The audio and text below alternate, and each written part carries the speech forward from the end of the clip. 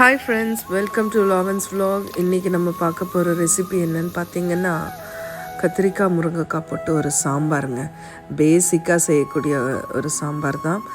எல்லாருக்கும் தெரியும். தெரியாதவர்களுக்கு இது ஒரு வீடியோ ரொம்ப ஹெல்ப்ஃபுல்லாக இருக்கும்னு நான் நம்புகிறேன்.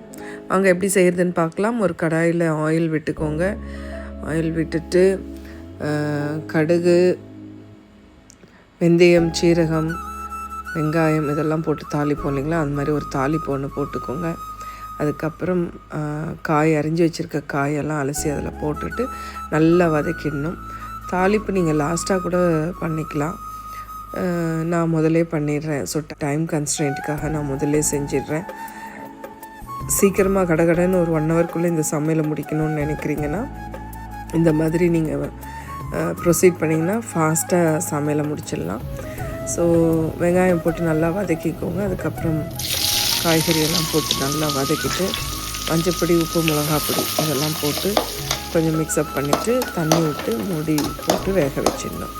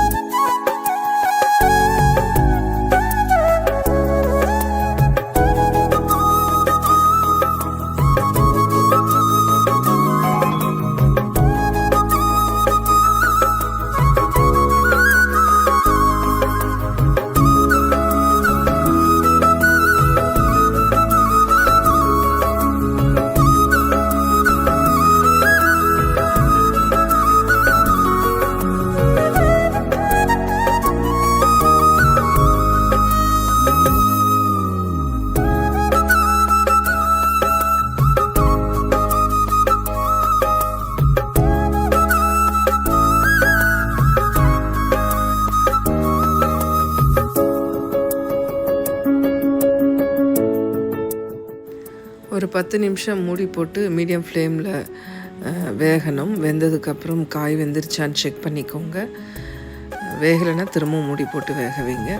வெந்துட்டு இருந்தால் நம்ம சைமல்டேனியஸாக இது காய் வெந்துட்டுருக்கும்போதே நம்ம பருப்பு வேக வச்சுக்கணும். அது உங்களுக்கு இப்போ வீடியோவில் வரும், பாருங்கள். ஸோ இப்போ இந்த காய்க்கு தேவையான அளவுக்கு கொஞ்சம் புளி தண்ணி ஆட் பண்ணிக்கணும். அடுத்தது பருப்பு எப்படி வேக வைக்கிறதுன்னு சொல்லிடுறேன். நீங்கள் காயெல்லாம் தாளித்த உடனே கூட அடுத்தபடியாக நீங்கள் இந்த ப்ராசஸ் செய்யலாம். ஸோ தேவையான அளவுக்கு துவரம் பருப்பு எடுத்துக்கோங்க.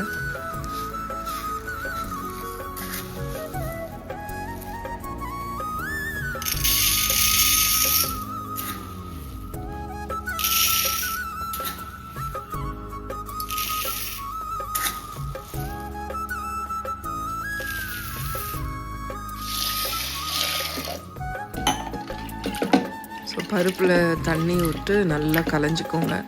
நல்லா வாஷ் பண்ணிவிட்டு ஒரு 3 to 4 டைம்ஸ் வாஷ் பண்ணி தண்ணியை இருத்துட்டு அதுக்கப்புறம் அதுக்கு தேவையான குடிக்கிற தண்ணியை அதில் விட்டுட்டு என்னென்ன ஆட் பண்ணணுன்னு பாருங்கள். சீரகம், வெந்தயம், பூண்டு, தக்காளி, கொஞ்சம் மஞ்சப்பொடி, பெருங்காயம் இதெல்லாம் அந்த பருப்பில் போட்டுடணும்.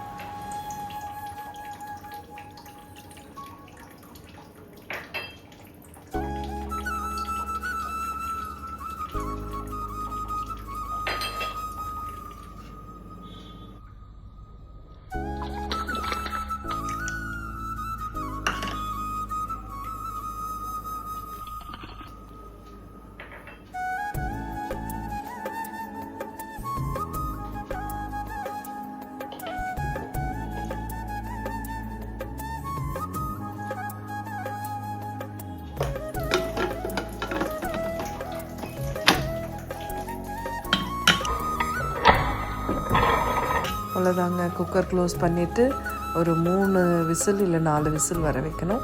அதுக்கிடையில் நீங்கள் இன்னொரு அடுப்பில் அரிசி கழுவி வச்சுட்டு அதிலே நீங்கள் முட்டை ஆட் பண்ணிக்கலாம். ஸோ டெய்லி எக் எடுத்துக்கிறவங்க தனியாக அதுக்குன்னு வேக வைக்க வேண்டாம். ஸோ இந்த அரிசி வேக வைக்கிற தண்ணியிலே முட்டையை போட்டுட்டிங்கன்னா நல்லா வெந்துடும் ஒரே தண்ணியாக. ஸோ ஃபாஸ்ட்டாகவும் வேலை நடக்கும், கேஸும் கொஞ்சம் மிச்சமாகும்.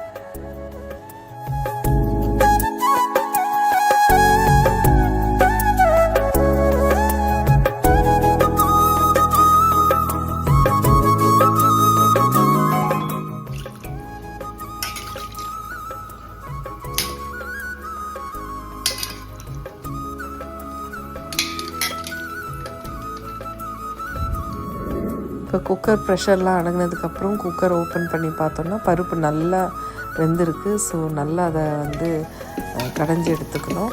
ஸோ பருப்பு நல்லா கடைஞ்சி வச்சுட்டு அதுக்கப்புறம் அந்த காய் வெந்துட்டுருக்கு இல்லைங்களா, அதில் இந்த பருப்பு ஆட் பண்ணிக்கணும்.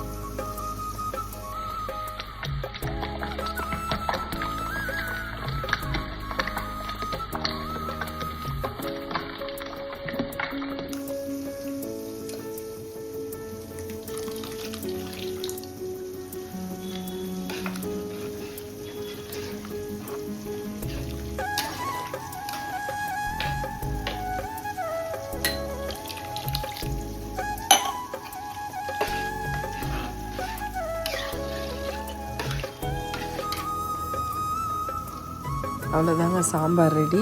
தேவைப்பட்டால் சாம்பார் பொடி வீட்டில் அரைச்சது எடுத்து நீங்கள் கொஞ்சோண்டு ஆட் பண்ணிக்கலாம், வாசனைக்காகவும் டேஸ்ட்டுக்காகவும். ஒரு நாள் நான் வந்து உங்களுக்கு இன்னொரு வீடியோவில் இந்த சாம்பார் பொடி எப்படி ப்ரிப்பேர் பண்ணோன்றது நான் வீடியோவாக உங்களுக்கு அப்லோட் பண்ணுறேன். ஸோ பொடி கொஞ்சம் போட்டு மிக்ஸ் பண்ணிவிட்டு கார்னிஷிங்க்கும் ஃப்ளேவருக்கும் கொத்தமல்லி கருவேப்பிலை போட்டு இறக்கிடணும். ஸோ இன்னும் கொஞ்சம் நான் ஃப்ளேவருக்காக இந்த வாசனைக்காக நான் பெருங்காயம் கொஞ்சம் சேர்ப்பேன். ஸோ நல்ல மணமாக இருக்கும். இவ்வளோதாங்க, சாம்பார் ரெடி. உங்களை எல்லோரும் நான் இன்னொரு வீடியோவில் சந்திக்கிறேன். until then see you, tata, bye bye.